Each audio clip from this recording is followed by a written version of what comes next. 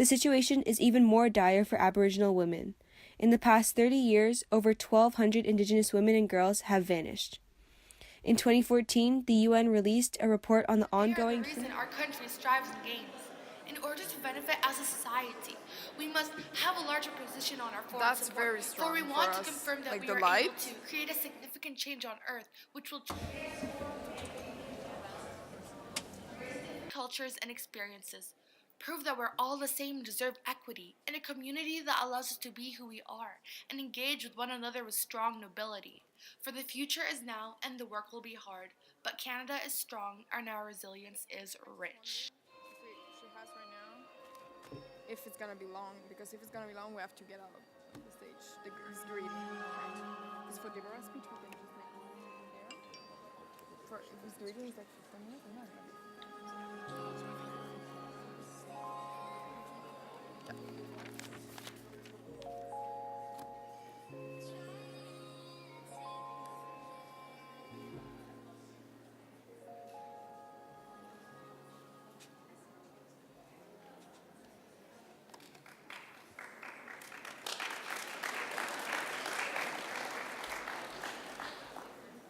Bonjour and good morning. Bonjour. Bienvenue au Forum Jeunesse sur les droits de la personne. Sur les droits de la personne, je m'appelle Gabrielle Marleau et je suis une jeune ambassadrice de 150 Expérience Canada et moi. Et je suis honorée d'avoir été choisie à agir à titre de maître de cérémonie pour l'événement d'aujourd'hui. My name is Dan. Je m'appelle Daniel Sadler et je suis également un jeune ambassadeur avec Expérience Canada 150 et moi. Et je suis honorée d'avoir été invitée pour être votre maître de cérémonie à l'événement d'aujourd'hui. Que nous nous trouvons présentement sur les territoires visés par le traité numéro 1 et que les terres sur lesquelles nous sommes réunis font partie du territoire traditionnel des peuples Anishinaabe, Cri, Ojibwe, Dakota, Dene, ainsi que des terres ancestrales de la nation métisse. We would like to begin today by acknowledging that we are meeting on the territory of Treaty 1, which was negotiated in 1871 between the Queen and the Anishinaabe people. Treaty 1 territories are currently home to the Dakota people and the Red River Métis, and the traditional territory of the displaced Nakota people. It is now my honor to invite Chief Dennis Meaches of the Long Plains First Nations to welcome you to these traditional territories.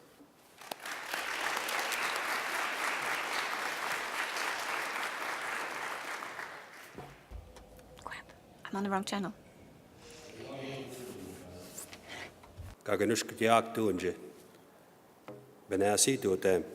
Good morning, all. Bonjour, bienvenue à tous. Nous allons commencer avec une chanson, une prière de chanson. Si vous pouvez vous lever, s'il vous plaît.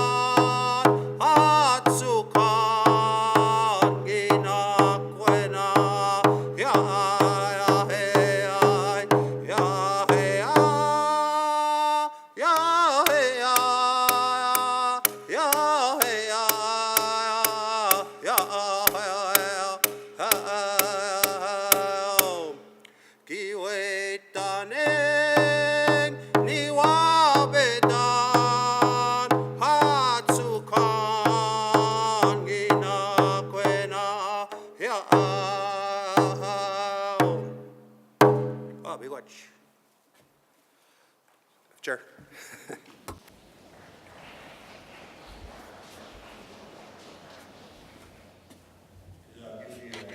C'est un très grand honneur pour moi d'être ici avec vous ce matin. C'est une magnifique journée.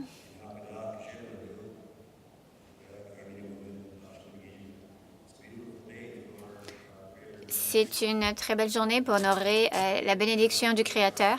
Merci beaucoup de me donner l'occasion d'être ici avec vous ce matin, surtout avec des jeunes ici.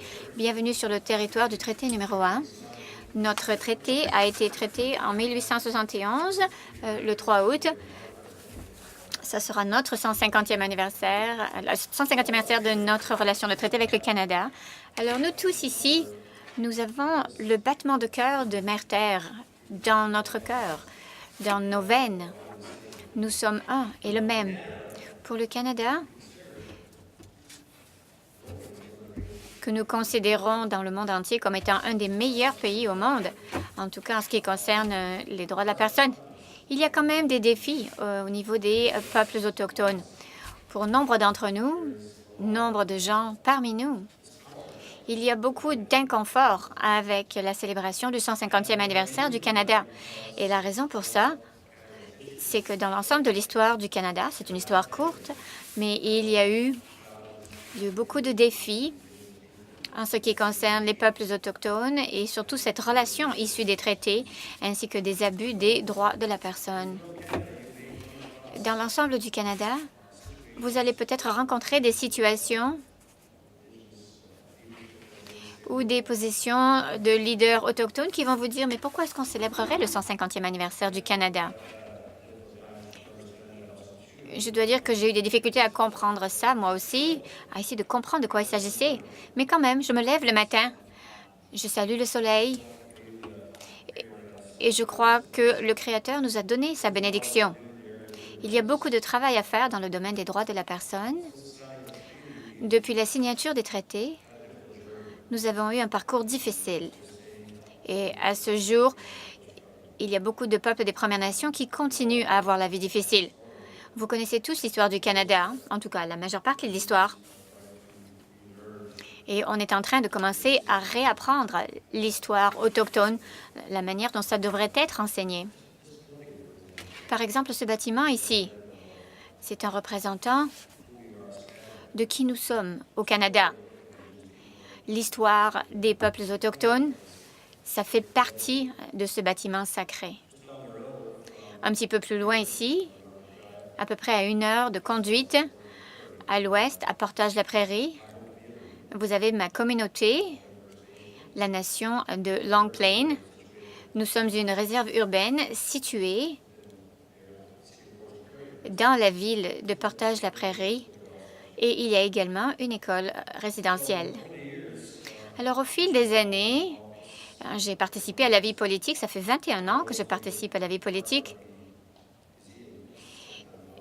Nous avons établi un partenariat avec le musée pour essayer de créer un musée autochtone du Canada.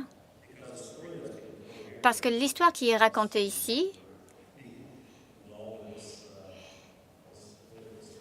je dois dire que j'ai eu des préoccupations. Je n'étais pas certain comment cette histoire allait être racontée. Je ne savais pas si elle allait être racontée au travers des yeux des peuples autochtones.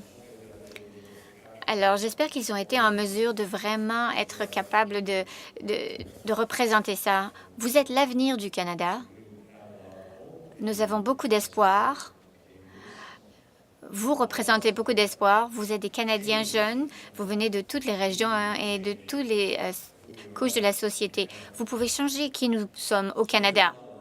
Il y a beaucoup de travail à faire pour vous. Alors même que vous vous impliquez et que vous reconnaissez le 150e anniversaire. Et lorsque vous allez devenir adulte, pour essayer de travailler et d'offrir un meilleur Canada. Alors, le message d'espoir pour les peuples autochtones à l'avenir, eh bien, c'est vous qui le portez. Vous êtes des jeunes Canadiens. Vous êtes prêts à reprendre les rênes du Canada. Vous êtes en train de vous préparer pour ce parcours difficile. Il n'y a rien de facile dans ce monde. Et vous avez qu'à voir ce qui s'est passé il y a quelques jours et aussi à revoir l'histoire du monde. mais j'ai toujours été optimiste. J'ai été élevée par mes grands-parents.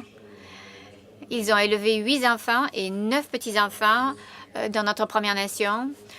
Mes parents sont allés dans un pensionnat indien.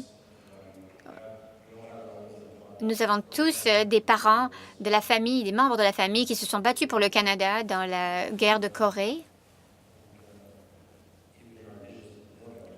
Et même nos anciens combattants autochtones ont été traités de manière très injuste. Alors, si on se penche vers l'avenir, eh bien, le travail que le Canada doit entreprendre, je veux dire, on voit qu'il y a eu des progrès qui ont été faits, il y a de véritables partenariats qui ont été établis dans ces traités. Pour nous, c'est difficile de ne pas célébrer le 150e anniversaire parce qu'on vient juste d'avoir le rapport de la Commission de réconciliation et de vérité. On regarde ça et on se dit, OK, bon, c'est l'année du 150e, je veux bien reconnaître ça, mais lorsqu'on arrive au 151e année, 152e année, je veux dire, nous avons une relation des traités, un partenariat avec le Canada qui remonte à 1871. Alors, je reconnais qu'il y a beaucoup de défis au niveau des droits de la personne auxquels nous devons faire face en tant que Première Nation, mais en même temps, je dois aussi réfléchir sur les progrès que nous avons faits, les gains que nous avons obtenus. Et vous, au fur et à mesure que vous avancez dans l'avenir, eh bien, j'espère que vous obtiendrez d'autres gains pour le Canada. Parce que, en tant que Canada, vous avez besoin d'une population autochtone qui sera forte, qui aura une économie solide, une qualité de vie qui sera égale et bonne, qui auront des droits de la personne qui seront égaux, afin que nous puissions déclarer sur la scène internationale que nous sommes réellement le pays numéro 1 pour les gens qui veulent venir nous rendre visite ou qui veulent immigrer ici au Canada ou qui veulent venir y travailler. Donc, tout ceci, ce sont des choses auxquelles il vous faut penser au fur et à mesure que nous avançons. Et il faut reconnaître qu'il y a encore beaucoup de travail à faire. Et ça, c'est vraiment mon message ce matin. C'était vraiment un préavis très court que j'ai reçu, mais je veux vraiment profiter de l'occasion que j'ai de parler aux jeunes parce que c'est tellement important. C'est vous qui seront la force motrice du Canada à l'avenir. Alors, je vous reconnais. Je vous souhaite bonne chance pour votre voyage ici sur la Terre. Et je veux également vous bénir alors que vous marchez sur la Terre. Merci.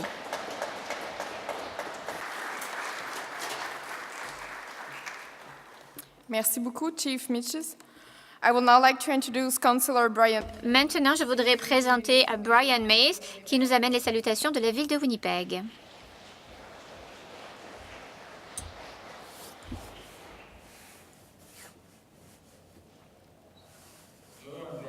Bonjour, je m'appelle Brian Mays. Je suis un conseiller municipal pour le district de Saint-Vital. Hello, my name is Brian Mays and I am a councillor for the area of Saint-Vital. Je veux remercier mon photographe officiel. Merci beaucoup de m'avoir permis de faire ça. Merci de faire participer les jeunes dès le début ici. Si vous rentrez ce soir chez vous et que vous parlez à des gens, des parents, peut-être que vous allez dire, il y a ce gars politique qui s'appelait Brian. Ils vont vous dire, mais c'était Brian Pallister, le premier ministre de la province. Vous pouvez dire non, il était beaucoup plus petit. Alors, on dira, alors c'est peut-être Brian Bowman, le maire de la ville de Winnipeg. Vous direz, non, non, il était plus vieux que Brian Bowman. Moi, je suis le troisième Brian, Brian Mays. Mais je veux dire que j'ai un travail très important. C'est que je suis la liaison avec les conseils scolaires pour les possibilités des jeunes. Donc, j'ai l'occasion d'aller parler dans les écoles pour leur expliquer ce que l'on fait dans la ville de Winnipeg avec les jeunes. Alors, ça me fait plaisir de travailler avec Expérience Canada, qui a permis d'amener beaucoup de jeunes ensemble dans le pays. Nous sommes ravis de réunir les jeunes. Merci beaucoup de me donner l'occasion de parler ici. Merci pour l'occasion d'organiser ce forum. Alors, quelques pensées sur les droits de la personne. Lorsque j'ai grandi dans les années 70 à Saint-Vital, à Winnipeg, le docteur Axworthy va vous parler dans quelques minutes. Il était professeur ici avec mon père dans les années 70. Il n'y avait pas grand-chose à dire au niveau des droits de la personne. Ce n'est pas quelque chose qu'on discutait beaucoup à cette époque-là. C'était un concept un peu européen. Les gens vont vous dire, OK, je sais qu'il y a cette charte des droits canadiens, ça remonte à 200 ans à peu près. Mais n'oubliez pas qu'en fait, c'était en 1980 que ça a été signé, en 1982 que ça a été signé. Et c'est le Dr. Ashworthy qui travaillait pour le gouvernement fédéral à cette époque-là qui a aidé à négocier ça. Dans cette période de la politique canadienne, il n'y avait pas beaucoup de femmes qui travaillaient, donc c'était essentiellement un travail d'hommes. Mais il est important de se rappeler, et c'est la première chose que je veux vous dire, que les droits de la personne, c'est une lutte constante. Et depuis mon époque, eh bien, il y a eu énormément de progrès qui ont été faits au Canada. Et je crois qu'il est important de se rappeler aussi que vous, en tant que jeune, vous pouvez vraiment faire une différence. Je suis sûre que vous connaissez Malala Yousafzai, qui est cette jeune femme pakistanaise qui défend les droits des femmes et des filles au Pakistan à recevoir la même éducation. Elle avait reçu une balle dans la tête par les gens qui s'opposent à ça. Elle a survécu et elle a reçu le prix Nobel de la paix, la plus jeune personne à le recevoir. Et c'est devenue une représentante de la lutte pour les droits des femmes dans le monde entier. Nous avons un parc à Saint-Vital qui s'appelle le parc Malala en son honneur et elle est représentée ici dans ce musée. Donc, je veux vous dire que vous pouvez faire quelque chose en tant que jeune personne. Et la troisième chose que je veux vous dire, et je pensais à ça ce matin, je vous ramène ici à Winnipeg. Lorsque je disais, au début des années 70, on vient juste de commencer un programme il y a 2 semaines. La ville de Winnipeg va financer et offrir un super programme qui s'appelle Youth United in Winnipeg. Ça prend 10 jeunes des banlieues, donc 10 enfants du centre de la ville et 10 enfants des banlieues. Et ils vont travailler pendant 4 jours en échangeant de quartier. Puis ensuite, le 5e jour, ils se retrouvent dans une classe pour échanger. Alors, nous avons aussi ces appels à l'action du rapport de la Commission de vérité et de réconciliation. Ils se sont penchés sur des questions des pensionnats indiens au Canada. Et dans le contexte des droits de la personne, pour les gens de votre âge, les gens de l'âge de mes enfants, toute cette notion de réconciliation, eh bien, ça va être une question très importante et quelque chose sur lequel on peut travailler aussi. C'est pas une question académique, c'est pas une question d'histoire, c'est quelque chose qu'on doit respecter tous les jours. Et je pense qu'on commence à répondre à ce défi. Eh bien, le programme Youth United de Winnipeg, de la ville de Winnipeg, travaille là-dessus. La lutte se poursuit. J'ai parlé avec Hassan de Calgary qui va vous parler un petit peu plus tard. Il nous a dit, je pense qu'on va copier cette idée à Calgary et on a parlé un petit peu de ça. Donc, le travail continue sur les droits de la personne et une partie de ce travail va reposer sur vous. Donc, au nom de Brian Bowman, le ville de la Winnipeg et aussi au nom des autres conseillers municipaux, je vous remercie de m'avoir donné l'occasion de vous parler ce matin. Et je vous souhaite bonne chance pour aujourd'hui et bienvenue au Musée des droits de la personne. Merci au musée d'avoir organisé ça. C'est quelque chose qui sera très important pour les gens de votre génération. Merci. Merci, Monsieur Mays. L'événement d'aujourd'hui est diffusé en direct sur le Web dans tout le Canada et nous savons qu'il y a au moins 600 jeunes qui nous suivent aujourd'hui. Nous aimerions vous souhaiter la bienvenue à vous aussi. Nous vous encourageons à prendre part activement aux discussions en nous transmettant vos questions afin que nous puissions les poser à nos conférenciers. Et plus tard, au courant de la journée, vous aurez également la chance de partager les réflexions et les idées qui auront émergé durant les ateliers que vous allez faire en petits groupes.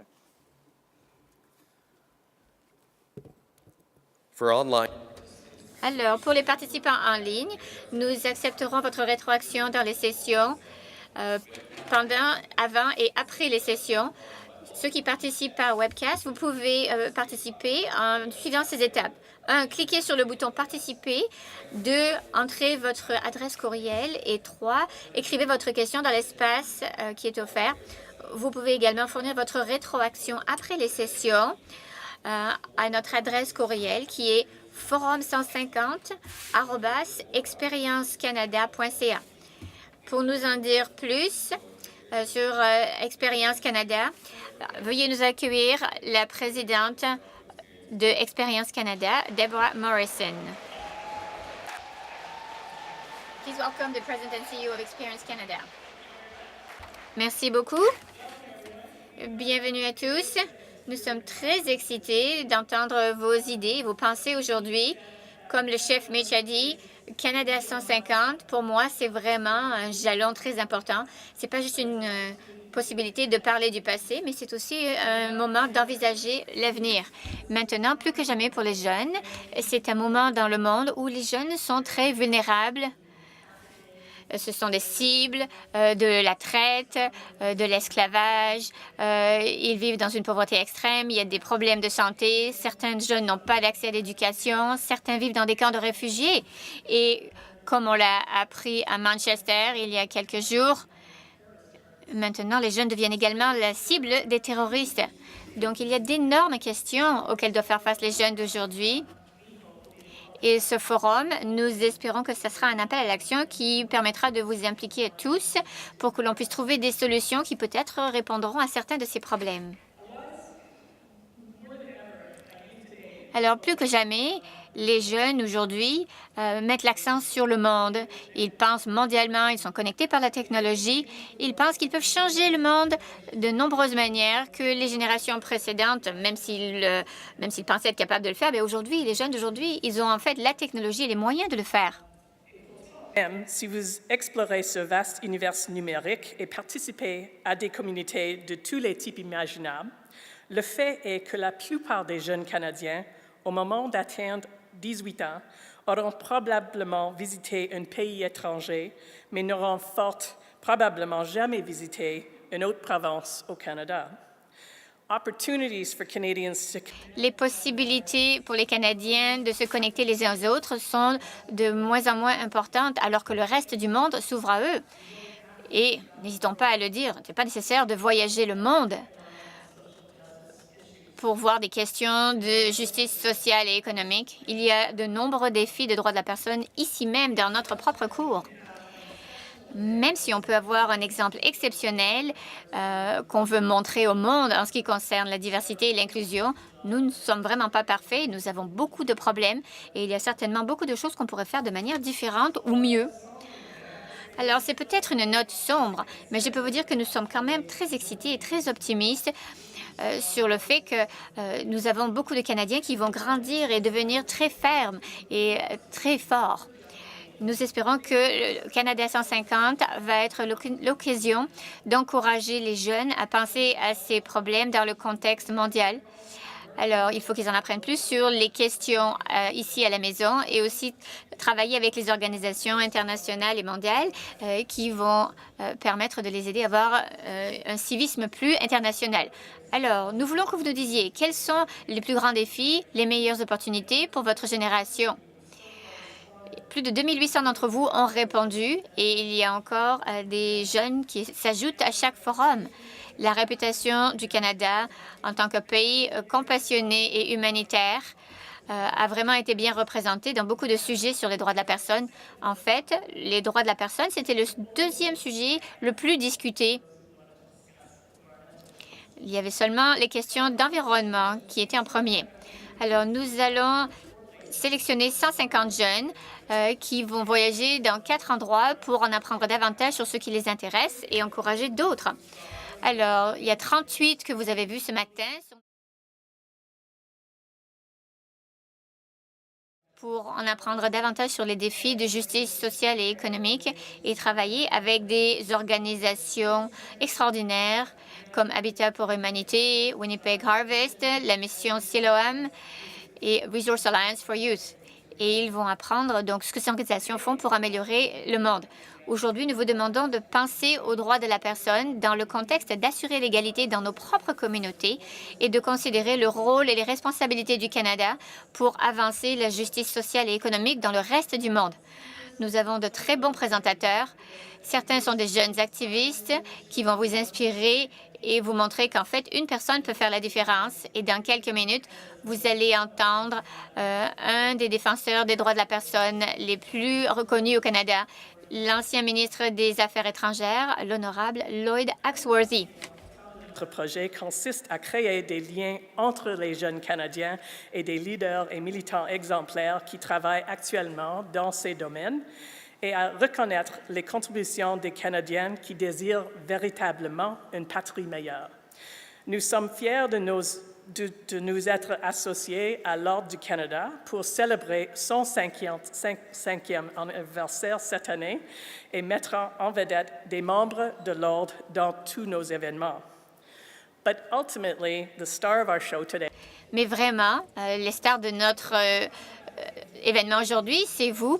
Nous passons beaucoup de temps à créer ces événements de jeunesse parce que nous voulons nous assurer d'entendre votre voix et la partager avec le reste du Canada.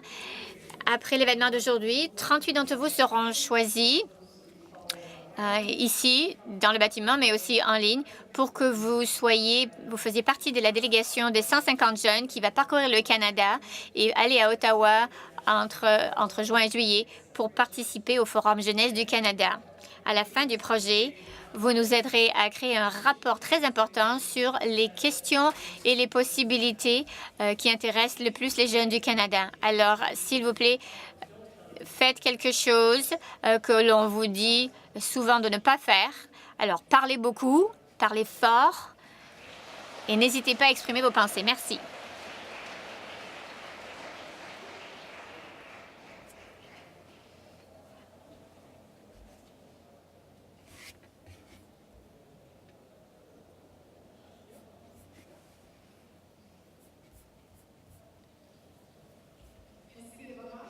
Il y a plusieurs personnes que nous aimerions remercier pour avoir rendu possible ce projet, plus particulièrement Canada 150 et le programme Les Jeunes s'engagent du ministère du Patrimoine canadien. Nous aimerions également remercier nos commanditaires nationaux, le groupe Banque TD, Great West Life, la Fondation McCain et WestJet. Here in Winnipeg, Canada. Ici au Canada, ici à Winnipeg, Canada 150 et moi ont comme partenaires régionaux la Winnipeg Foundation, le gouvernement du Manitoba, Parc Canada, Habitat for Humanity, Winnipeg Harvest, Sailor Mission et le Manitoba Indigenous Culture and Education Center. Nous voulons également reconnaître notre partenaire de transport Air Canada et Via Rail. Appuyer les jeunes et la promotion de l'éducation et l'engagement communautaire sont vraiment les pierres d'angle de notre communauté et de la stratégie de nos commentaires. Nous sommes vraiment fiers d'être en partenariat avec ces personnes-là. Et j'aimerais maintenant accueillir Trent Wagner, le directeur de TD Group. Bonjour à tous. Comme il a été mentionné, je m'appelle Trent Wagner et je suis ici au nom de TD Bank. Je suis vraiment ravie de vous joindre ce matin.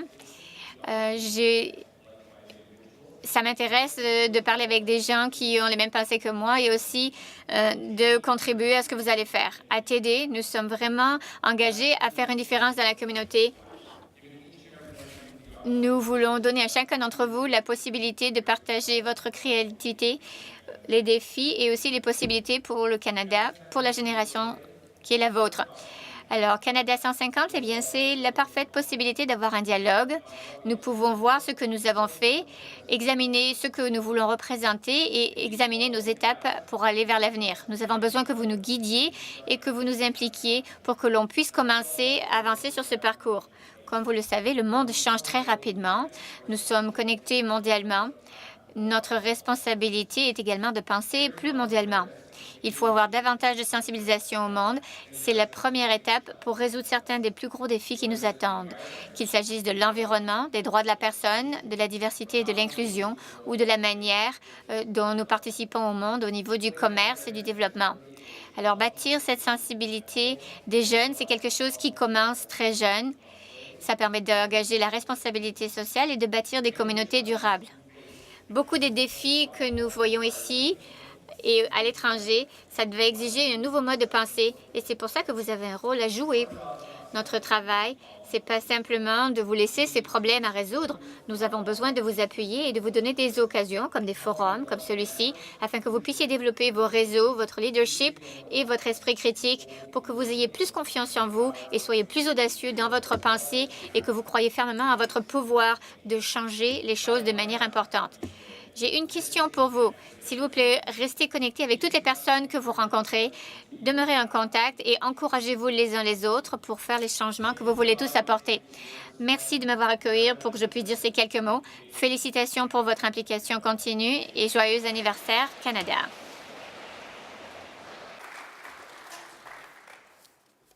Merci encore, Trent Warner. Nous apprécions beaucoup votre soutien. We are also delighted. Nous sommes également ravis d'accueillir ici le gestionnaire à Great West Life, Michael Emery, qui va dire quelques mots et présenter notre conférencier invité. Great West Life est une des compagnies les plus vieilles du Canada et les plus connues. C'est basé ici même à Winnipeg. C'était le premier de nos partenaires nationaux à nous donner son appui. Alors, s'il vous plaît, montrez-leur que nous apprécions qu'ils soient ici avec nous. Alors...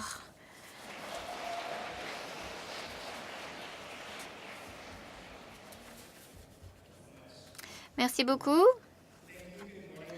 Bonjour, chers invités, mesdames et messieurs. Au nom de Great West Life, c'est un très grand plaisir pour moi de vous accueillir à cette journée qui, je sais, va être très éclairante.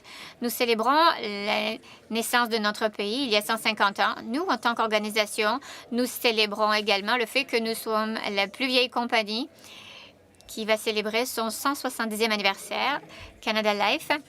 Alors, nous avons écrit une histoire collective qui nous a amenés là où nous sommes aujourd'hui. Et lorsque nous examinons l'avenir et la hauteur à laquelle notre pays veut aspirer, nous pensons qu'il faut regarder notre passé et en apprendre des leçons. Nous avons fait beaucoup d'efforts. Nous sommes un pays d'opportunités où les droits de la personne sont respectés et la diversité est célébrée. En tant que compagnie, nous voulons profiter des avantages qu'offre la diversité de notre société. Nous voulons assurer des possibilités pour tous. En tant que directeur, je peux vous dire que c'est vraiment formidable de faire partie de ces efforts et de travailler dans un environnement qui permet d'appuyer le développement de carrière pour tous les employés à tous les niveaux de notre compagnie. Je suis vraiment très fière que Great West Life a été choisi comme étant un des meilleurs employeurs du Canada pour les jeunes, surtout grâce à notre environnement de développement professionnel et aux possibilités que nous offrons aux jeunes de contribuer positivement à leur communauté. Je suis également très fière que notre organisation croit fortement que c'est notre responsabilité de rendre à la communauté et de bâtir des communautés fortes ensemble. L'année dernière, nous avons appuyé plus de 900 initiatives communautaires. Je regarde dans cette salle et je sais que notre investissement a eu de bonnes répercussions. Ça nous a permis de rassembler ici beaucoup de jeunes très brillants.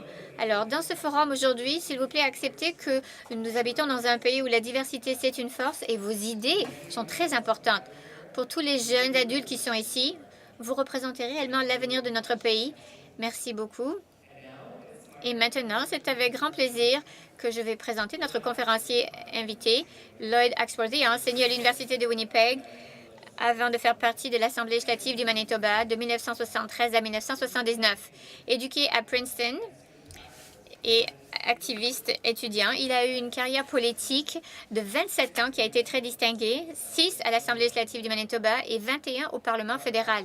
Le Dr Axworthy est mieux connu pour son mandat de ministre des Affaires étrangères.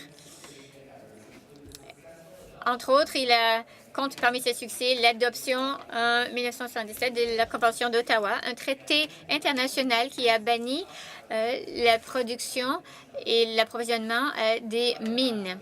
Le Dr Axworthy est devenu un compagnon de l'Ordre du Canada pour sa contribution principale aux droits de la personne et pour son leadership dans l'éducation postsecondaire, en particulier en ce qui concerne les élèves autochtones. Alors, s'il vous plaît, veuillez vous joindre à moi pour accueillir l'honorable Lloyd Axworthy.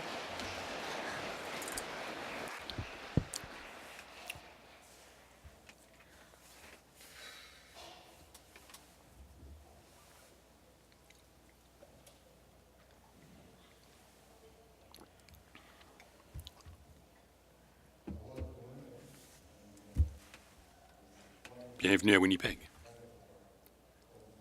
Et cette métaphore fantastique qu'on appelle le Musée des droits de la personne, qui est un monument qui sert à éclairer cette ville et tout le monde partout au pays, qui honore, qui explique, qui éduque les gens concernant ce qu'on appelle les droits de la personne. C'est une idée qui n'est pas né de la cuisse de Jupiter, c'est un produit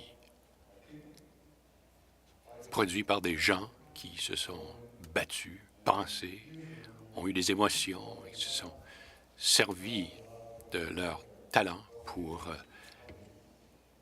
aider les autres humains à Winnipeg et ailleurs. Alors, je pensais commencer avec une petite histoire. Ah ouais, c'est un vieux schnock en haut là, qui a une histoire à raconter, là, la nostalgie puis tout ça. Bon. Mais si je compte les années, je pourrais dire qu'il y a environ 60 ans, j'étais étudiant dans le nord de Winnipeg, à la polyvalente. Et un de mes profs, R.J. Phillips, un prof d'histoire assez dur, mais très intelligent, a dit, écoutez, on va aller à l'auditorium civique, là, ici, dans le temps de la Compagnie de la baie d'Hudson, et on va écouter un politicien. Et tous les étudiants venaient, ah non, un autre politicien, bon. C'était notre pensée à l'époque. Hein. Et il nous a quand même donné un petit incitatif. Si on n'allait pas assister à la conférence, il nous enlèverait 25 de nos notes. Donc, nous y sommes allés avec enthousiasme. C'est probablement un des événements les plus importants de ma vie, en fait. En haut, là, devant nous, il y avait un gars qui s'appelait Lester B. Pearson, qu'on appelait Mike à l'époque. Bon, pour vous, c'est de l'histoire ancienne, tout ça, mais il venait tout juste de recevoir le prix Nobel pour la paix, pour avoir développé l'opération pendant la crise de Suède et qui a réussi à négocier un traité de paix pour amener les adversaires ensemble, c'est la création des casques bleus, etc.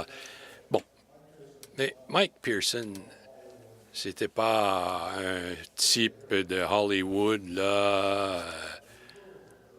Non, il parlait avec un petit zézément et puis il ne me présentait pas comme un héros, hein, mais quand je suis sorti de cet auditorium, je me suis rendu compte que la chose la plus importante qui est restée avec moi, tout d'abord, Mike Pearson nous a expliqué ce que c'était que d'être un Canadien. Il ne s'agit pas de dire Canada d'abord, etc. Non, il nous a parlé de notre histoire. A commencé avec nos Autochtones, nos peuples autochtones, le genre de culture qu'ils avaient, la façon dont ils réglaient leurs conflits, ils pouvaient se parler entre eux, donner à tout le monde l'occasion de participer. Et ils avaient une politique d'immigration à l'époque, c'est qu'ils ont invité un tas d'Européens à venir les voir et à rester. Mais il a dit que cette histoire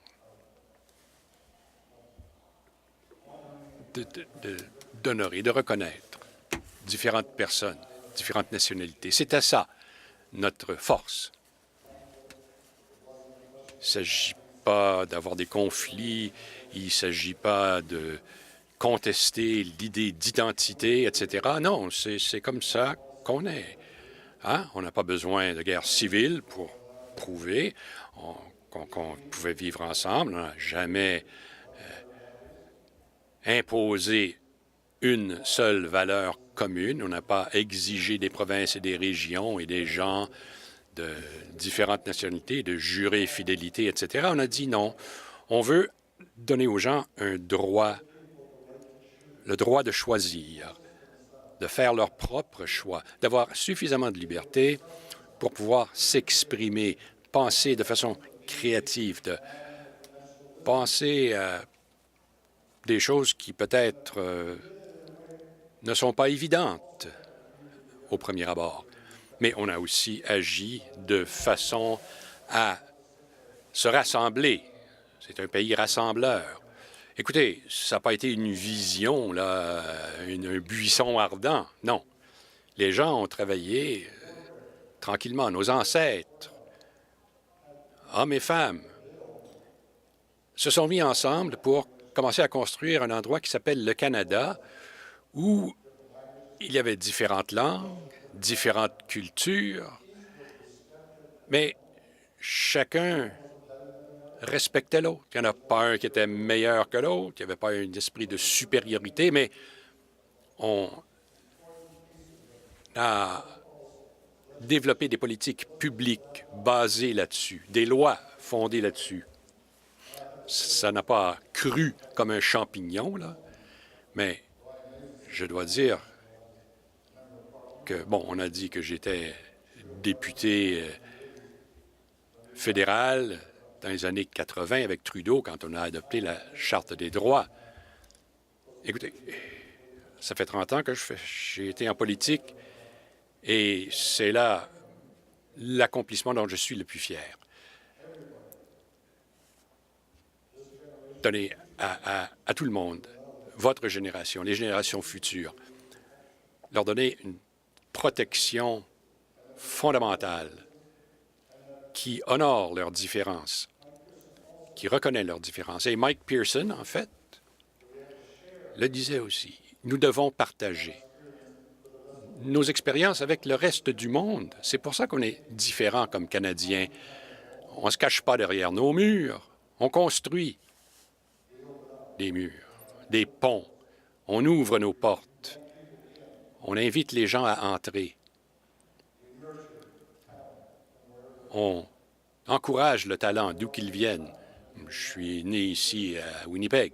J'ai grandi ici. On se dit, bon, Winnipeg, bon, c'est un musée des droits de la personne. Non, c'est une ville cosmopolite. Il y a tout plein de monde de tout plein d'autres pays et de régions. Et ils ont eu l'occasion de faire les choix qu'ils voulaient faire. On s'assure qu'au niveau gouvernemental ou des groupes religieux, etc., on s'arrange pour que les autorités ne se servent pas de leur pouvoir et de leur influence pour intimider et pour créer du conflit. On s'assure qu'ils se servent de ce pouvoir pour construire, pour le bien de tous.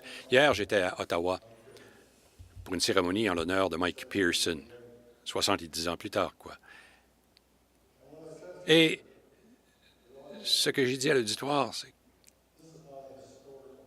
c'est pas une réalité historique, ça, ici. C'est une réalité vivante pour tous les Canadiens parce que intrinsèquement, intérieurement, pendant des années, ça n'a pas toujours été parfait, mais nous avons toujours essayé de représenter ce genre d'esprit, ce genre de vision dont parlait Lester Pearson. Et je suis sorti de cet auditorium quand j'étais jeune, là, en comprenant ce que c'était d'être Canadien, et je me suis dit, bon, ben écoutez, je vais œuvrer dans le secteur public, rendre service, et nous avons chacun notre créneau dans le monde et dans la société, mais pour se réaliser, il faut s'ouvrir, il faut ouvrir le Canada au monde, au reste du monde, pour pouvoir résoudre les problèmes internationaux, diminuer les conflits, protéger les plus faibles. Avant de quitter Mike Pearson, là, il y avait une question fascinante. Quand j'étais ministre des Affaires étrangères, il y a une question qui m'intriguait. Et pensez-y, pourquoi se fait-il que le Canada, qui, pendant la Deuxième Guerre mondiale, faisait partie de ceux qui ont développé le pouvoir nucléaire, on avait l'uranium, les techniciens, la science, etc., on a été le premier pays à dire « Ouais, on a tout ça. On pourrait devenir une puissance nucléaire, on pourrait construire des bombes, on pourrait faire comme la Corée du Nord et se péter les bretelles là, avec des coupes de cheveux bizarres. » Mais on s'est dit « Non. » Mike Pearson était ministre des Affaires étrangères à l'époque. Il a dit tout simplement « Non, on ne va pas le faire. On n'a pas le désir de faire ça, on ne voulait pas le faire. » Et je me rappelle d'avoir lu la biographie d'un diplomate américain, George Bonny, qui disait « On vit à côté d'un pays qui s'appelle le Canada. Et quand ils viennent nous parler, ils disent « Comment fait-on pour enlever le pouvoir nucléaire aux différents pays pour pas qu'ils puissent s'en servir pour menacer les autres pays. Et pourquoi ne mettons pas sur pied une commission d'énergie nucléaire internationale pour pouvoir contrôler les armes nucléaires? Ça, c'était la vision canadienne. Bon, vous avez peut-être étudié ça quelque part dans vos livres d'histoire, mais ces problèmes nous préoccupent quand même encore. Et quelqu'un a dit, ben, donnez-nous des idées, mais où est-ce qu'on s'en va avec ça?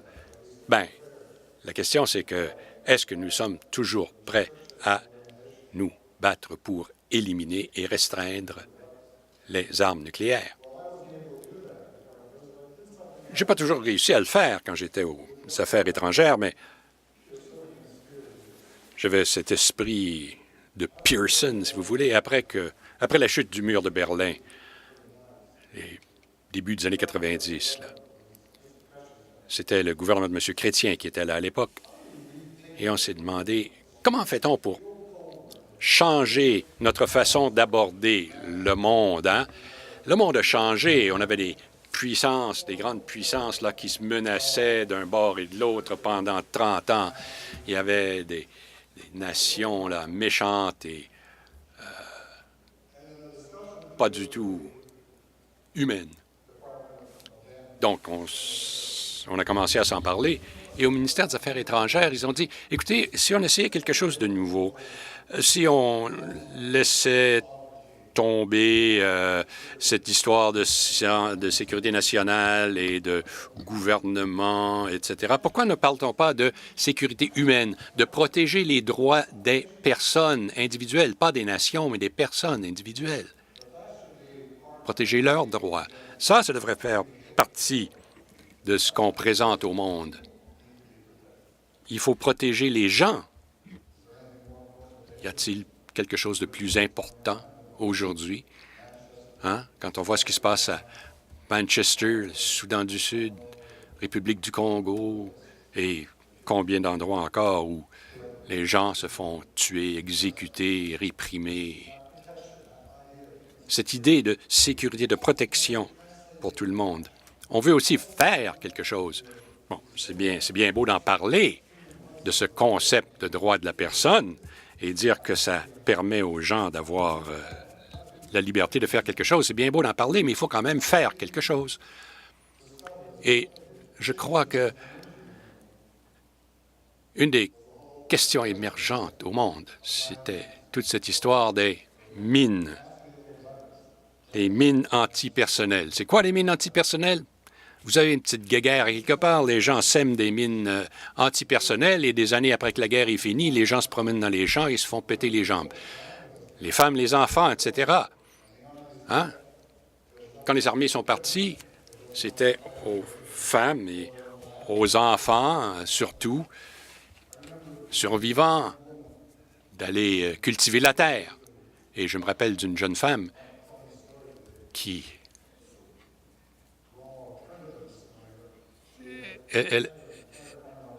tout son bras jusqu'à l'épaule avait été arraché par une mine antipersonnelle qui traînait là. C'était un petit truc là. C'était une belle petite apparence, ça ressemblait à un papillon, c'était par terre là. Elle a dit, hein, un beau jouet pour mon enfant.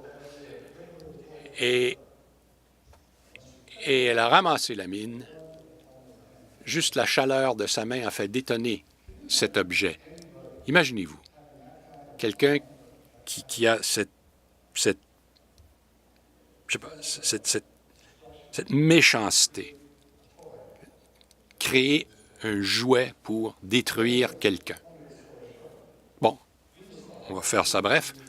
On a décidé de prendre l'initiative partout au monde, travailler en partenariat avec d'autres pays, les Norvégiens, les Suédois, les Hollandais, etc. C'était pas juste un truc d'Amérique du Nord, là, pour s'amener ensemble et créer un traité qui bannirait totalement l'utilisation de ces mines antipersonnelles. On avait cette société civile qui était victime de ces mines, les gens qui avaient combattu dans ces guerres. Et ce sont les vétérans du Vietnam, aux États-Unis, qui avaient vu leur rang décimé par les mines antipersonnelles pendant la guerre du Vietnam. Alors, on a entrepris une campagne internationale. C'était international. Le premier ministre, moi-même, d'autres ministres, des sénateurs, des parlementaires, les députés, n'importe qui, qu'on pouvait envoyer partout au monde. Tout le monde pensait qu'on était fous. Mais on a invité le reste du monde à venir à Winnipeg, à Ottawa, en 1997. Et 120 nations ont signé le traité. C'était le traité de désarmement le plus rapidement signé au monde. Mais ce n'était pas une question de désarmer, c'était une question de protéger les gens, d'assurer leur sécurité. Aujourd'hui, on est parti de 80 000 à 6 ou 7 000 morts par personne. Il y a des places comme le Cambodge, où il y a encore des mines. En Syrie, en Irak, ils se servent encore des mines antipersonnelles là-bas. Mais imaginez-vous ce qu'on peut dire comme Canadiens à cause de l'effort que nous avons fait. Hein? Les étudiants au secondaire qui vendaient de la pizza pour trouver de l'argent pour les gens qui avaient été blessés par les mines, pour trouver des prothèses, des jeunes gens qui avaient des réunions pour se demander où va-t-on à partir d'ici. Et la suite à tout ça, c'est de voir l'importance d'établir la règle de droit. Certains d'entre vous, j'espère, vont devenir avocats internationaux. Vous serez là en train de construire des droits, des lois qui vont protéger les personnes. Et c'était le but de toute cette initiative. C'est la plupart des problèmes du monde sont dus à un président, un politicien, un premier ministre qui essaie d'exploiter la haine, qui essaie de fomenter la haine et le conflit. Alors on s'est dit, pourquoi pas avoir une cour pénale internationale et établir les crimes contre l'humanité. Ces crimes incluaient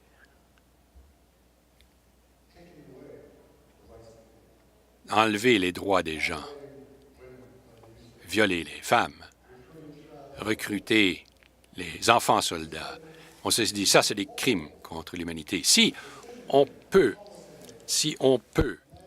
amener devant les tribunaux l'homme ou la femme qui était en haut de la pyramide, là, qui prenait la décision de tuer, de violer, de blesser, si on les amène devant un tribunal international, si on les tient en exemple et qu'on les accuse d'un crime, la théorie, c'est beau, la pratique, c'est autre chose. Je me souviens pendant la guerre des Balkans, quand on avait décidé, au nom de la protection des gens, que on se servirait de la force, nous, avec d'autres nations de l'OTAN, pour arrêter les combats au Kosovo. Et Slobodan Milosevic, qui était le président de la Serbie, faisait tout ce qu'il pouvait pour que la guerre se poursuive et se continue. Et il faisait du nettoyage ethnique. Il prenait les musulmans et les boutait hors du pays parce qu'ils étaient musulmans. Tout simplement une question de religion. Et c'est seulement quand on a réussi à mettre sur pied un tribunal pénal international que les gens autour de Milosevic qui commettaient ces crimes internationaux, c'est seulement à ce moment-là qu'il a décidé d'abandonner la partie et ils se sont retrouvés à la table des négociations et 3 jours plus tard, il n'y avait plus de combat. Après ça, on s'est aussi engagé à donner suite et à reconstruire ces pays. Et ça, c'est autre chose. C'est bien beau arrêter une guerre. Il faut quand même aider les gens à reconstruire le pays. Donc, ça nous a amené à adopter un principe que vous adopterez peut-être. La responsabilité de protéger. Vous savez, quand on parle de la responsabilité de protéger, vous savez de quoi on parle? Ah, alors, voici quelque chose de nouveau pour vous. Après cette guerre, on a décidé que on ne peut pas continuer à toujours réagir. Il faut avoir une règle aux Nations unies qui dit c'est la responsabilité de tout pays d'arrêter de tuer les gens, d'exterminer les gens, d'expulser les gens. Donc, on a mis sur pied une commission. La commission a fait rapport. Et tout le monde a dit, bien, l'idée, c'est que si un pays ne protège pas son propre peuple, ne peut pas protéger son peuple, ou est le prédateur, à ce moment-là, la communauté internationale a la responsabilité de s'engager. Toutes les règles de souveraineté sont brisées. Écoutez, si vous voulez être un État souverain, ben, il faut que vous agissiez comme il faut. Hein? Et je pense à ce qui se passe au Soudan du Sud aujourd'hui. 2 chefs de guerre. Il y a 2 ans. Il y avait eu la paix. Ils se battent maintenant, tuent, détruisent. Tout simplement, il y a une famine massive dans le Soudan du Sud. 1 million de réfugiés partent du Soudan du Sud pour aller ailleurs, comme Zimbabwe, etc. Pourquoi? C'est tout simplement l'argent. Hein? Il y a tout un réseau, là. George Clooney et sa femme, Yasmine, avaient dit qu'il y avait une sorte d'État noir. Il y a des gens en Europe, en Amérique du Nord, un peu partout, les banquiers, les financiers, etc., les vendeurs d'armes. Et tout ce beau monde fait de l'argent grâce à la destruction qui se réalise dans le Soudan du Sud. Pourquoi? Parce qu'il y a du pétrole. Le pétrole se vend au marché noir. Alors, toute cette idée pour protéger les droits de la personne aujourd'hui, c'est que c'est pas seulement les gens en haut de la pyramide, en fait, qu'il faudrait poursuivre, mais il va falloir poursuivre beaucoup de vraiment gens méchants sous eux qui travaillent tout simplement pour exploiter. Je vais vous donner un exemple de comment ça marche. L'an dernier, j'ai rencontré des jeunes gens à Washington, des hommes, des femmes, la vingtaine, des économistes, des spécialistes en ordinateur, des avocats, des scientifiques. Ils sont venus pour un truc de ONG qui s'appelait Enough. Ils allaient mettre fin au génocide. Ils en avaient marre des massacres de personnes innombrables. Et tout ça à cause de la cupidité de certains chefs. Alors, ce qu'ils ont dit, c'est que, écoutez, d'où vient l'argent? Hein? Comme diraient les Français, cherchez l'argent. D'où vient l'argent? Ils ont commencé à retracer. Il y en a beaucoup d'entre vous qui avez ce genre de petits trucs-là. On ne peut pas faire un de ces appareils aujourd'hui sans un métal rare qui se trouve seulement en République démocratique du Congo. Ils se sont aperçus que les grosses corporations, Intel, etc., Apple, achetaient ce minéral sur le marché noir illégalement et donc donnaient de l'argent aux chefs de guerre responsables de cette tuerie d'au moins 200 000 personnes. Alors, ils sont allés voir ces grosses compagnies. Ils ont dit, si vous n'arrêtez pas d'acheter ce minerai, nous allons vous nommer en public toutes les fois que vous achetez un petit téléphone, là. Vous tuez une personne innocente. En dedans de 3 semaines, ces compagnies avaient arrêté d'acheter le minerai. Et ça a changé le monde dans ce coin-là. On devrait faire la même chose en Soudan du Sud aujourd'hui. C'est pas parce que je veux parler seulement du Soudan du Sud, mais écoutez, si on regarde, si on se pose la question, qu'est-ce qu'on fait maintenant? Il y a toutes sortes de choses qui se passent là, aux Philippines, ailleurs. Le président Duterte, il ne parle même pas de droits de la personne. Et où je vois les choses les plus évidentes, on m'a demandé d'être président du Conseil mondial sur les réfugiés. Ça veut dire qu'on essaie de réformer le système des réfugiés pour permettre aux gens de venir en respectant leurs droits, le droit au sanctuaire, leur droit de se sauver de la persécution et de vivre comme ils veulent. Et une des choses que nous devons faire, et comme Canadiens, là, nous,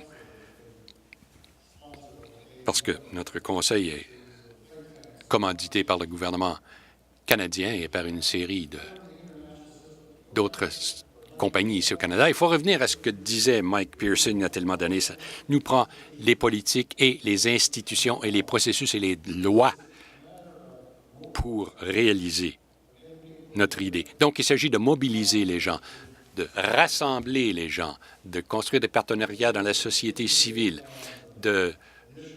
d'entreprendre des initiatives individuelles, comme le font beaucoup de Canadiens. On souhaite la bienvenue aux réfugiés syriens qui viennent chez nous.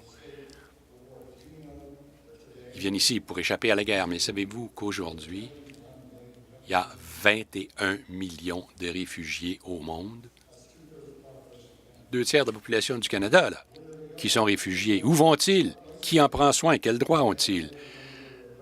Bien, ils ont le droit d'aller à un camp de réfugiés, peut-être pour survivre. Les enfants ne vont pas à l'école, il n'y a pas de soins de la santé, ou peu s'en faut. Parce que le reste du monde, ça ne les intéresse pas de payer. Mais l'avenir, et c'est pour ça que le Conseil est important, mais dans l'avenir, on parle peut-être de 60 millions de personnes qui n'ont pas de place où aller, qui sont sans foyer, qui n'ont pas de droit du tout, parce qu'ils n'appartiennent pas à un endroit ou un pays qui protège les droits de la personne. Alors, vous voulez parler de l'avenir, de ce que nous allons faire? Une des questions, et je ne dis pas ça parce que je suis satisfait de le dire ou heureux de le dire, mais j'ai des générations de Canadiens qui commencent à maturer maintenant, qui viennent à maturité, qui peuvent faire des choix, se demandent comment fait-on pour s'occuper de gens qui se sauvent de conflits, de famines, de sécheresse, de persécutions ethniques et religieuses. Comment fait-on pour les aider? Et ma propre expérience, internationalement, c'est qu'on est un des rares pays dont les pays pensent qu'ils auront le courage et les ressources pour devenir leader, pour fournir du leadership. Voilà la question. Comment fait-on pour protéger les droits des réfugiés? Et comment fait-on pour nourrir ces gens qui essaient d'échapper à la famine? Ça me rappelle un philosophe, Charles Taylor, un des grands philosophes canadiens ici. Voici ce qu'il a dit, Charles Taylor, à propos de l'avenir. Il a dit, notre génération et la génération qui suit vont demander plus d'efforts au niveau de la bénévolence et de la solidarité que jamais auparavant au monde. Jamais auparavant a-t-on demandé aux gens de tendre la main aussi loin, aussi symboliquement, aussi systématiquement, tendre la main à l'étranger qui se trouve à l'extérieur de nos portes. J'espère, pendant vos discussions, que vous allez découvrir le moyen de tendre la main à ces étrangers qui sont à nos portes. Merci.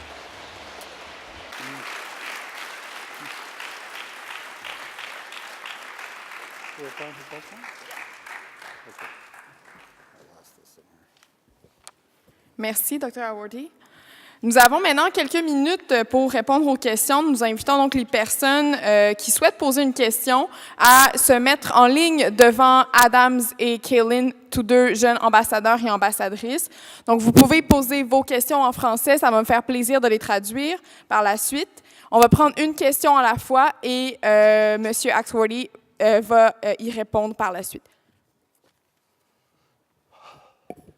We will now invite those of you who want to ask. Nous invitons maintenant ceux d'entre vous qui veulent poser des questions, de se rassembler en arrière des ambassadeurs, là, derrière les micros. On va essayer de permettre aux gens de participer autant qu'on peut, dépendant du temps à notre disposition. Ceux de vous qui vous servez de l'écran, envoyez-nous vos questions. Nous les afficherons sur les écrans en avant. Nous allons commencer avec Adam. Je suis Alan de Saskatoon. Vous avez parlé du nucléaire, des armes nucléaires et de leur place au monde. On serait mieux, vous pensez, sans les armes nucléaires? C'est évidemment dévastateur, mais si on y pense, depuis que ces armes existent, depuis la fin de la Deuxième Guerre mondiale, il n'y a jamais eu de guerre entre deux grandes puissances parce qu'ils avaient peur de se détruire mutuellement. Et nous avons donc découragé les grandes guerres, au moins. Alors, si on n'avait pas les armes nucléaires, est-ce que vous croyez vraiment que le monde s'en porterait mieux sans armes nucléaires du tout? Ben, 2 réponses rapides.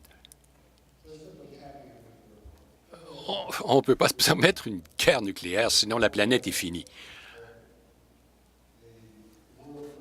La planète ne survivrait pas une guerre nucléaire. Alors, comme police d'assurance, on doit faire tout ce qu'on peut pour réduire le risque. Et, deuxièmement, ce risque augmente parce que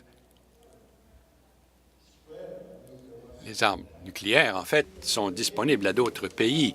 On se dirait peut-être, bon, peut-être qu'il existait un jour où l'Union soviétique, l'Amérique, les Britanniques, la France avaient de la communication entre eux, mais plus il y a de pays qui ont accès aux armes nucléaires, regardez ce qui se passe en Corée du Nord. Là.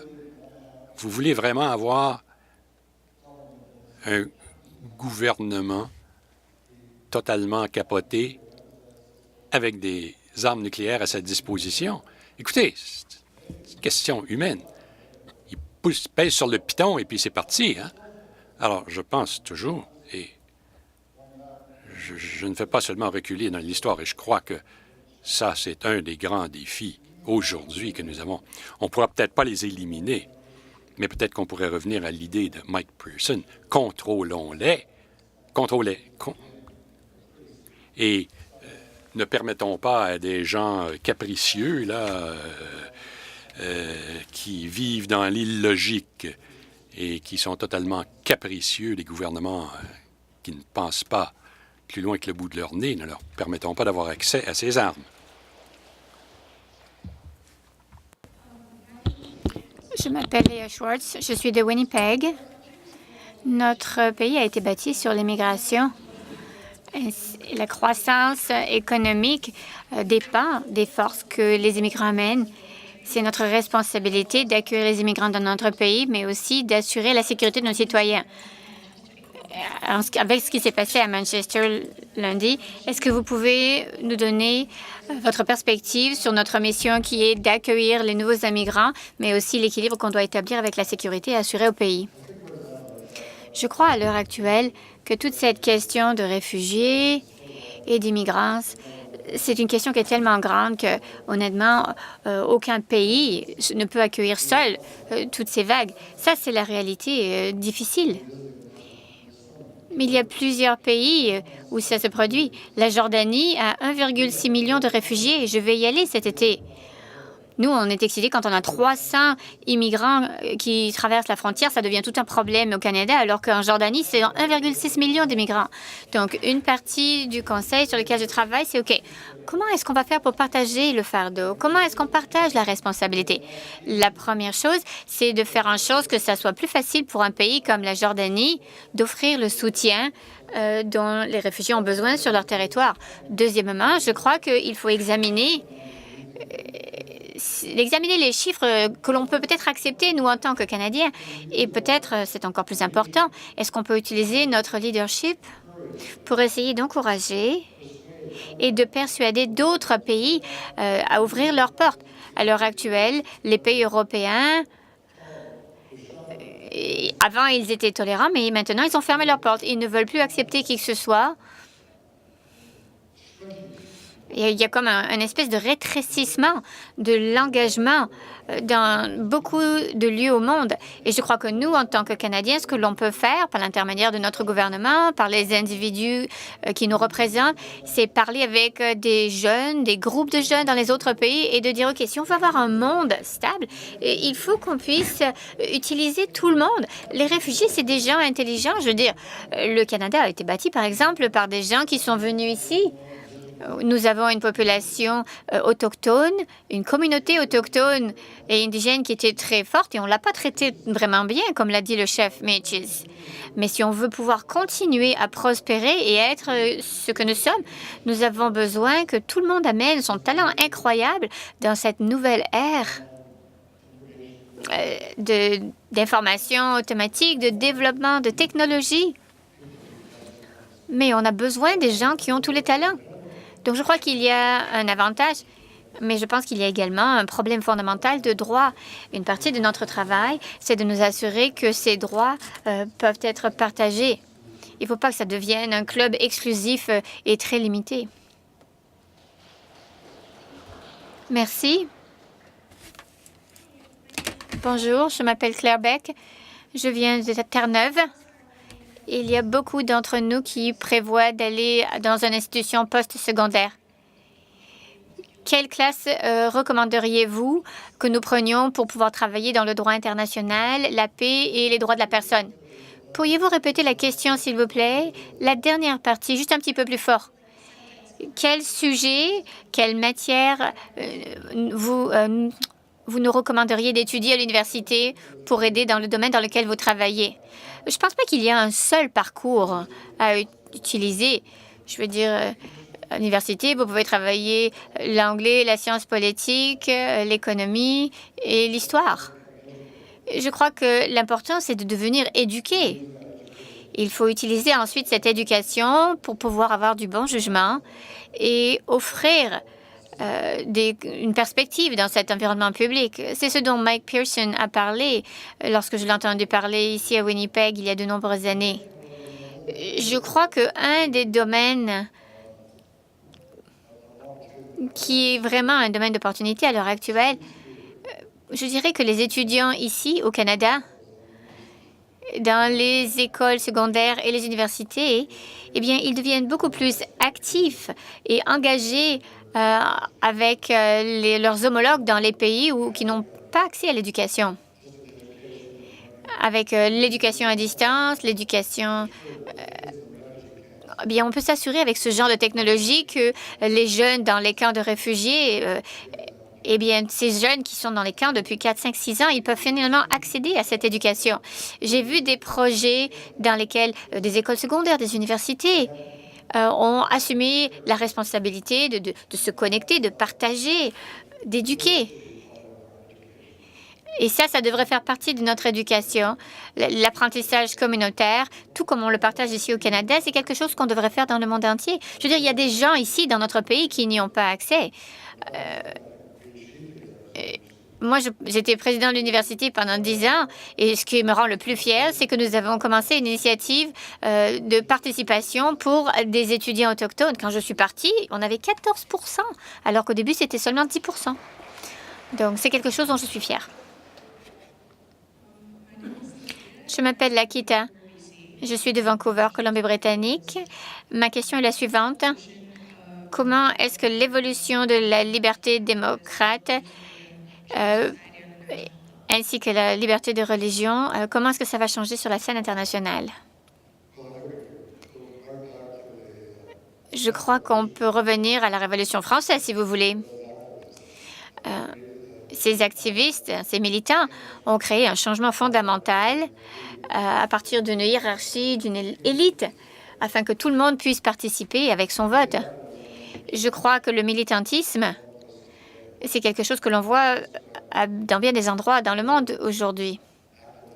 Le rôle des militants dans la société civile, comme par exemple pour le traité sur les mines. Peut-être que maintenant, il faut Il faut qu'on mette des gens dans les Nations unies qui seront plus efficaces pour essayer de résoudre ces conflits et qui vont tenir ces gouvernements responsables, comme par exemple par rapport à ce qui se passe au Congo, au Soudan. Il y a des problèmes de parité des genres, il y a des problèmes de pauvreté, il y a encore beaucoup de discrimination contre les femmes qui n'ont pas les mêmes droits économiques et sociaux dans beaucoup de pays. Et franchement, c'est la chose la plus idiote. Parce que si les femmes ne participent pas, eh bien, on ne pourra jamais leur offrir d'épanouissement de société.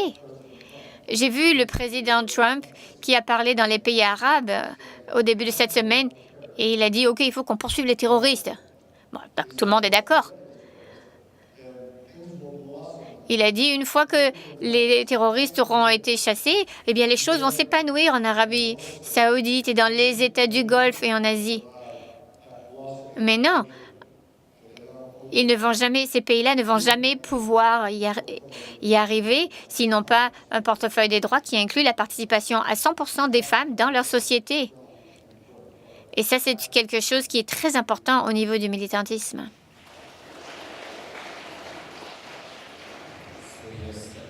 Donc, nous avons plusieurs questions en ligne. Je vais commencer avec une question.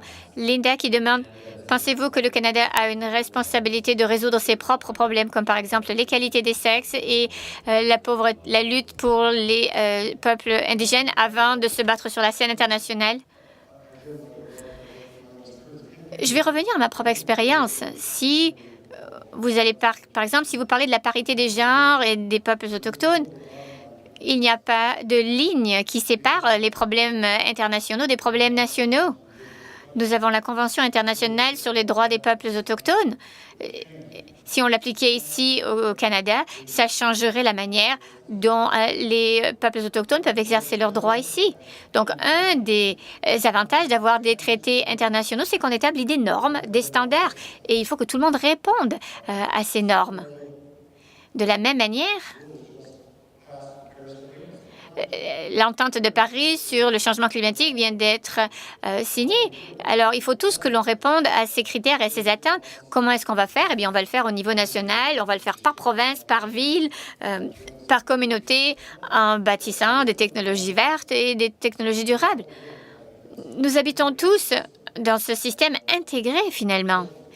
Et la question, c'est d'essayer d'arriver à un équilibre.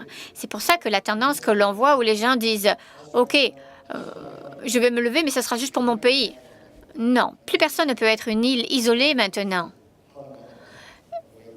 Honnêtement, ça va complètement à l'encontre des principes fondamentaux du monde d'aujourd'hui. Bonjour, je m'appelle Mara. Je viens d'un escadron de cadets de Colombie-Britannique. Vous avez mentionné qu'au niveau des affaires internationales, nous devons aller dans les pays qui ne peuvent pas protéger leurs propres citoyens. Pensez-vous que nous, en tant que Canadiens, nous devrions nous inscrire dans les forces armées?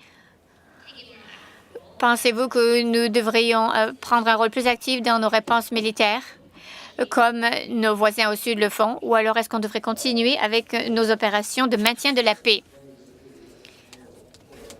Je vais vous donner une réponse un peu plus complète qu'un simple oui. Alors, le maintien de la paix, ça a beaucoup changé. Un des exemples, c'est que pendant de nombreuses années, eh bien, le maintien de la paix, ça n'a pas protégé les gens. Ces gens-là, les soldats ne pouvaient pas utiliser leurs compétences. Maintenant, ils peuvent. Mais c'est qu'il y a beaucoup de pays développés qui ne veulent pas participer. On parle du fait que Mike Pearson, c'est le fondateur du maintien de la paix. Nous sommes numéro 70 sur la liste des troupes de maintien de la paix parce que nos gouvernements ne voulaient pas participer avant. Moi, c'est pour ça que je reviens à la question qui a été posée avant. On ne peut pas être efficace au niveau du maintien de la paix si on ne développe pas des institutions dans notre propre pays qui vont encourager les gens à le faire. Je crois qu'un des grands avantages de la nouvelle technologie, c'est que l'on peut faire le maintien de la paix de manière beaucoup plus efficace. J'ai rencontré des étudiants qui développaient, par exemple, des robots qui permettent d'enlever les mines du sol. Parce que les outils que nous avons, eh bien maintenant, ce sont les genres de choses qui nous permettent d'avoir des signes précurseurs. Si on peut gérer les conflits avant même qu'ils arrivent, c'est super. Les téléphones intelligents, par exemple. Si on peut empêcher l'utilisation illégale, à l'heure actuelle, on utilise les téléphones intelligents pour aider les réfugiés dans les camps de réfugiés au Liban afin qu'ils reçoivent des financements pour qu'ils aient un petit peu d'entreprise économique. Ça leur permet de démarrer des entreprises, ça leur permet de s'occuper d'eux-mêmes, de gagner un peu d'argent. Donc, il y a quand même une nouvelle technologie du maintien de la paix, mais il faut qu'on s'éduque à ce niveau-là. Je vais vous donner un exemple. Il y a 2 mois, j'ai rencontré le général Vance qui m'a demandé de venir parler du maintien de la paix. Et j'ai dit qu'un des plus gros problèmes sur lesquels il nous faut travailler avec les pays, que ce soit en Somalie ou ailleurs, c'est la protection des artefacts culturels, des choses qui sont importantes pour les religions locales, pour les communautés locales. Et les troupes de maintien de la paix, les gardiens de la paix doivent travailler en étroite collaboration avec les communautés locales pour que ça ne soit pas détruit par tous les extrémistes. Donc, encore une fois, le maintien de la paix, c'est certain que ça devrait être une responsabilité canadienne et le gouvernement actuel s'est engagé. Mais en particulier, comme je l'ai dit plus tôt, il devrait y avoir davantage de voix qui encouragent ce genre de développement et qui en font la promotion. Alors, j'espère que ça répond à votre question. Juste une question de suivi. Pensez-vous que nous devrions adopter une approche plus violente par rapport à nos voisins du Sud? Vous répétez un petit peu la question. Est-ce qu'on devrait prendre une approche plus violente et plus agressive comme nos voisins du Sud? Oui, je pense qu'effectivement, c'est essentiel à l'heure actuelle. Je vous l'ai dit, j'étais à cet événement à Ottawa hier où l'Association des Nations unies est en train d'établir un programme qu'ils appellent les casques verts. Donc, on n'a pas juste les casques bleus, on a les casques verts qui vont pouvoir aider les gens à combattre la dégradation environnementale. Donc, ils font l'irrigation, la reforestation. On parle de ces pays qui sont en train de brûler à cause de la sécheresse. Il faut leur trouver de nouvelles sources d'eau. Alors, l'idée d'avoir un élément vert, un élément écologique dans les troupes de maintien de la paix, je crois que c'est très bien. Et je crois que nos forces armées sont parfaites pour ça. Ils sont tout à fait compétents. Ils sont bien formés. Et ce sont des professionnels. Et honnêtement, être des gardiens de la paix, c'est exactement ça.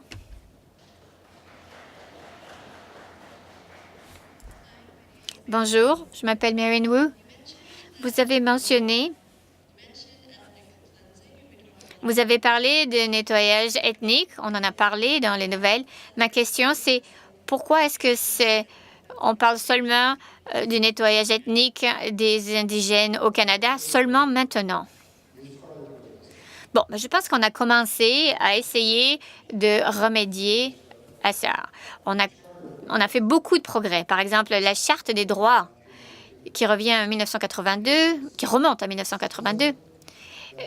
Eh bien, il y a une définition explicite des droits des Autochtones au Canada. Il y a une décision de la Cour suprême du Canada il y a 3 mois, la décision Daniels, qui maintenant reconnaît que les Métis font partie pleinement des populations autochtones. Ça veut dire qu'ils ont les mêmes droits. Donc, pas à pas, bon, on n'a pas encore résolu le problème entièrement, et surtout au niveau de la prestation des services. On travaille encore avec un système fédéral qui n'est pas très efficace. Il y a beaucoup de ministères et d'administrations qui continuent à mener les affaires à l'ancienne. Et il faut absolument qu'ils révisent complètement leur niveau de coopération sur ces sujets-là. Je fais du travail avec la Fédération manitobaine des Métis. Nous faisons de la planification stratégique. Et je sais que le président Chartrand veut faire, c'est qu'il veut dire, OK, nous voulons devenir autonomes. On ne veut pas seulement recevoir des subventions du fédéral, nous voulons avoir nos propres entreprises, nous voulons créer notre propre système de santé, nous voulons vraiment devenir responsables. Donc, ça veut dire qu'il y a toute cette notion de vouloir changer la gouvernance pour les peuples autochtones. Et nous voulons qu'ils aient plus de responsabilités pour la prise de décision. Et ça, c'est vraiment un des déclencheurs qui va faire en sorte qu'on va y arriver. Comme je l'ai dit plus tôt, le fait qu'il y a maintenant une convention internationale sur les droits des peuples indigènes, eh bien ça établit des normes et on va être évalué. Les Nations unies vont venir nous voir et nous dire « Hey, vous ne respectez pas les engagements que vous avez pris. Alors pourquoi vous avez signé si vous n'êtes pas prêt à faire le travail ?» Et bon, tout ça, ce que ça va faire, c'est bien entendu propulser l'opinion publique et donc encourager le gouvernement à faire son travail. Malheureusement, nous n'avons plus de temps pour les questions, mais avant qu'on vous laisse partir, nous voudrions inviter certains des 150 jeunes qui vont voyager avec nous pour qu'ils viennent vous présenter un petit cadeau de remerciement. Merci.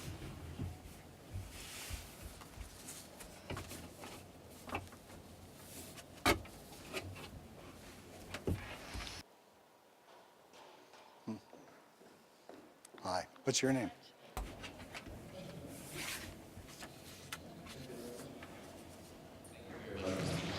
Merci beaucoup de nous avoir parlé aujourd'hui. Merci, merci beaucoup.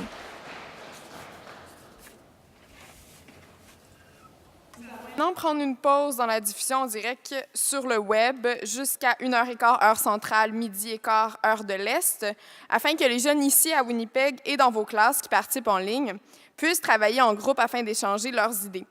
Les questions dont ils discuteront en atelier seront affichées sur la plateforme des diffusions en direct dans quelques minutes. And for the youth here in Et pour les jeunes ici, à Winnipeg, au Musée des droits de la personne, nous allons passer à nos sessions de groupe. Donc, s'il vous plaît, je vais demander aux jeunes ambassadeurs de se lever au fur et à mesure que j'appelle les numéros de groupe. Vous devrez savoir avec quel groupe vous êtes. Donc, on va commencer avec le numéro 8. Alors, 8, suivez Adam Young vers l'arrière de la salle, s'il vous plaît.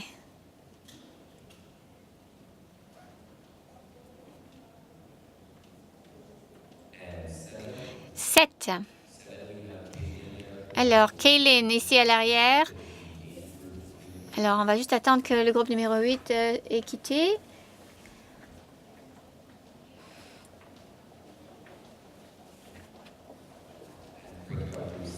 Le groupe numéro 6 maintenant.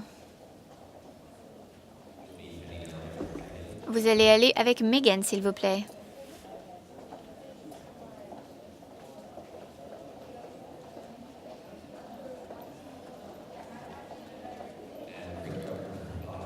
Le groupe numéro 5, vous allez avec Sarah, s'il vous plaît.